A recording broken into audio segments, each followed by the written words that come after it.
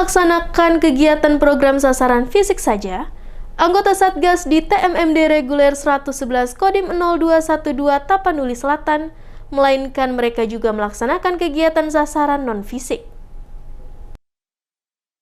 Sebagai anggota Satgas TMMD yang saat ini melaksanakan pengerjaan di Desa Siohom, Kecamatan Angkola Barat, Kabupaten Tapanuli Selatan, untuk mendekatkan hubungan dengan warga desa tentu ada beberapa cara sehingga dapat tercipta kemanunggalan. Terlebih lagi di saat Desa Siohom sedang melaksanakan panen padi, Prada Doni Siswanto selalu memberikan yang terbaik buat warga desa tersebut dengan membantu menggiling padi milik Harofah. Dengan dibantunya penggilingan padinya ini, tentu pekerjaannya akan lebih cepat selesai, melayani warga yang akan menggiling padinya.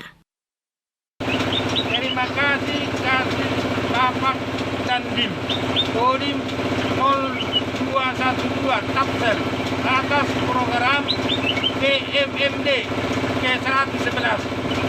Semoga berjalan lancar. Dirinya juga berharap agar pelaksanaan TMMD ini tetap terus dikerjakan sehingga pembangunan di Indonesia dapat merata.